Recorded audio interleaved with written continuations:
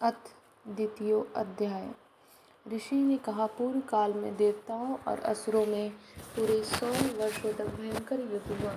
इस युद्ध में असुरों ने देवताओं को हरा दिया और सब देवताओं को जीतकर महिषासुर स्वयं इंद्र बन बैठा। तब हारे हुए देवता ब्रह्मा जी को आगे कर भगवान विष्णु और शंकर जी के पास गए और अपनी पराजय तथा महिषासुर के बल व प्रताप का संपूर्ण समाचार सुनाया कि सूर्य, इंद्र, अग्नि, वायु, चंद्रमा, यम, वरुण सब देवताओं के अधिकार छीनकर वह स्वयं सबका स्वामी बन गया। उस दुष्ट आत्मा ने सबको स्वर्ग से निकाल दिया।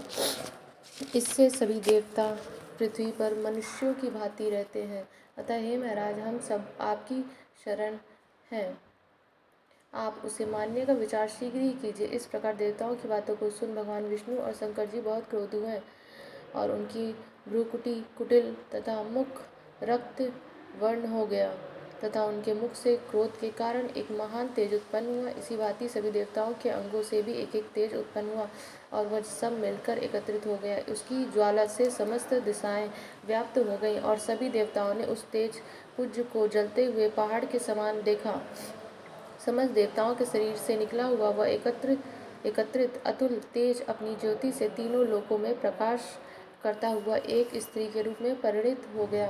भगवान शंकर के तेज से उस स्त्री का मुख बना, यमराज के तेज से उसके केश तथा विष्णु के तेज से भुजाएं बनी, दोनों स्तन, चंद्रमा के तेज से कमर के मध्य भाग, इंद्र के तेज से जंघा तथा पिंडली, वरुण के तेज से पृथ्वी के तेज से दोनों नितंब, ब्रह्मा जी के तेज से दोनों चरण, सूर्य के तेज से पांवों की उंगलियां, वसु के तेज से भुजाओं की उंगलियां, नासिका कुबेर के तेज से, दांत प्रजापति के तेज से तथा अग्नि के तेज से तीनों नेत्र उत्पन्न हुए।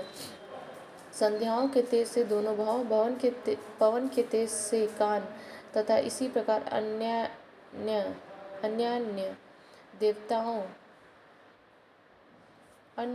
देवताओं के तेज से शिवा कल्याणकारिणी देवी की सृष्टि हुई।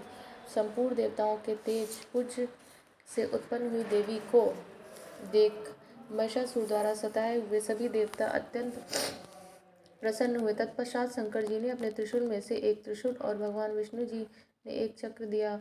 वरुण ने शंख और अग्नि ने शक्ति, वायु ने धनुष और बाणों से भरे हुए तरकश प्रदान किए। इंद्र ने अपने वज्र में से निकालकर वज्र और आयुध दिया तथा ऐरावत हाथी से उतारकर एक घंटा प्रदान किया। यमराज ने काल दंड, वरुण ने पाश और स्फटिक की माला, प्रजापति ने और ब्रह्मा जी ने एक कमंडल प्रदान किया। देवी के समस्त रोमकूपों में सूर्य देव ने अपनी किरणें भर दी। काल ने चमकता हुआ खड्ग और ढाल भेंट किया। क्षीर सागर ने उज्ज्वल हार तथा 2 दिव्य वस्त्र, चूड़ामणि और कुंडल और कड़े दिए।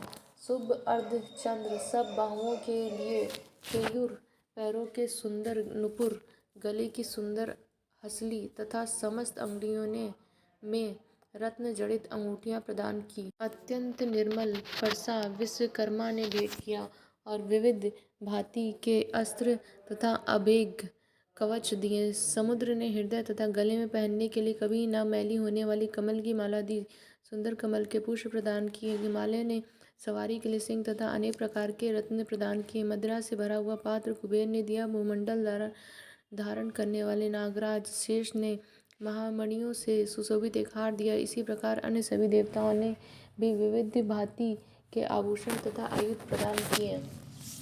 तब भगवती देवताओं से भली भांति सम्मानित होकर बार बार ऊंचे स्वर से अट्टहास करती हुई गर्जन करने लगी,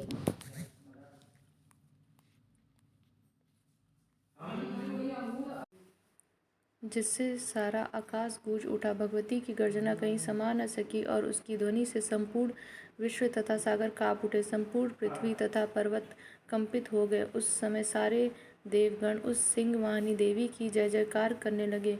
मुनिगणों ने भी भगवती की बड़ी विनम्रता से नतमस्तक होकर स्तुति की। इस प्रकार सारे विश्व को भयभीत देखकर असुरगण अपनी समस्त सेना सुसज्जित कर खड़े हो गए और महिषासुर क्रोध में आकर बोला, यह क्या हो रहा है? ऐसा कहकर सब असुरों सहित उस भयंकर शब्द की ओर दौड़ा और उसने त्रैलोक व्यापिनी देवी को देखा कि देवी अपने पैरों से पृथ्वी को पाताल में दबा रही है और अपने मुकुट से आकाश को छू रखा है।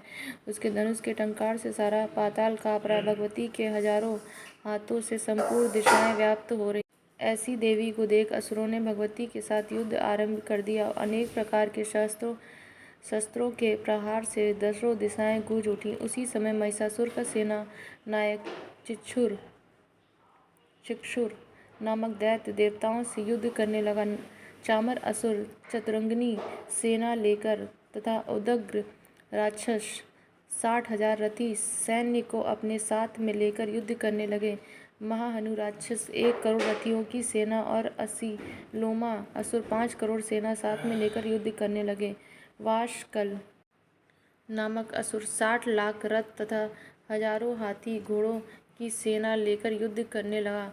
वृत्त नामक असुर 1 करोड़ रथ की सेना साथ लेकर, विड़ाल असुर 1 करोड़ 50 लाख सेना लेकर तथा और भी असुर अयुत सेना रथ हाथी घोड़ा साथ में लेकर देवी से युद्ध करने लग गए। महिषासुर भी श्री भगवती के साथ युद्ध करने के लिए करोड़ करोड़ हजार रथ हाथी तथा घोड़ों की सेना साथ में लेकर युद्ध भूमि में आ डटा। वे राक्षसगण तोमर, बिंदीपाल, शक्ति, मुसल, खड्ग, परसा, पट्टिश आदि हथियारों से भगवती के साथ युद्ध करने लगे। अनेक दैत्य भगवती के ऊपर शक्ति फेंकते तथा कई पाश फेंकते थे। अनेकों राक्षसों ने तो भगवती को तलवार से मारने हेतु प्रहार किया, तो उसी समय देवी ने राक्षसों के अस्त्र शस्त्र को साधारण तथा खेल खेल में काट डाला। तदंतर देवता और ऋषियों ने देवी की प्रार्थना की। तब देवी ने प्रसन्न हो राक्षसों पर अस्त्र शस्त्रों की वर्षा की और देवी का वाहन सिंह भी क्रोधित हो जंगल में दावानल के सदृश राक्षसों की सेना का विनाश करने लगा। युद्ध करते हुए भगवती ने जितने श्वास छोड़े, उन प्रत्येक श्वासों से भगवती के सैकड़ों हजारों गण उत्पन्न हुए और फिर बिंदीपाल, फरसा, पट्टिश आदि अस्त्र शस्त्रों से युद्ध करते हुए देवी की शक्ति द्वारा असुरों का विनाश करते हुए ढोल, शंख, मृदंग बजाने लगे। अनंतर भगवती ने त्रिशूल, गदा तथा तलवारों से सैकड़ों महासुरों को मार डाला। कुछ असुरों को घंटे की आवाज से मोहित कर लिया, कुछ को पाश में बांधकर पृथ्वी पर घसीटा और कुछ को खड्ग से टुकड़े टुकड़े करके फेंक दिया। कुछ और दैत्य भगवती के गदा के प्रहार से मूर्छित होकर पृथ्वी पर ढेर हो गए। कुछ राक्षसों के मुख पर मूसल की चोट लगने से रक्त बहने लगा। बहुत से राक्षस हृदय में चोट लगने से आहत हो पृथ्वी पर गिर गए तथा अन्य बाणों से ही मर गए। देवताओं को कष्ट देने वाले दैत्य मरने लगे तथा बहुतों की भुजा और गर्दन कट गई। कुछ दैत्यों के सिर कट गए और कोई शरीर के मध्य भाग से ही काट दिए गए। कुछ महाअसुर जंघा कट जाने के कारण धराशायी हो गए। कुछ दैत्यों के एक भुजा, एक आंख, एक पैर तथा मस्तक कटकर पृथ्वी पर गिर पड़ते, किंतु वे फिर खड़े होते। फिर वे रुंड बड़े बड़े हथियारों को लेकर श्री भगवती से लोहा लेते। दूसरे रुंड बाजों के ध्वनि के साथ साथ नृत्य करने लगते। कई असुरों के रुंड तलवार, शक्ति, दृष्टि आदि हथियार हाथ में लेकर श्री जगदम्बा से ठहरो ठहरो कहकर युद्ध के लिए ललकारते थे। उस रण क्षेत्र में रथ, हाथी तथा असुरों के गिर जाने से पृथ्वी ढक गई। राक्षसी सेना का रक्त इकट्ठा होकर महानदी की तरह बह रहा था। माँ भगवती ने उन असुरों की सेना का इस प्रकार संहार कर दिया कि मानो तृण लकड़ी के ढेर को अग्नि में जला डाला हो। देवी का सिंह भयंकर शब्द करता हुआ अपने गर्दन के बालों को हिलाता था, यानी वह शत्रुओं के प्राण चुन लेना चाहता था। देवी के गणों ने उन महादैत्यों के साथ ऐसा युद्ध किया कि देवतागण प्रसन्न होकर आकाश से फूलों की वर्षा करने लगे। इति श्री मार्कंडेय पुराण के देवी महात्म्य के में महिषासुर की सेना वध नामक दूसरा अध्याय समाप्त।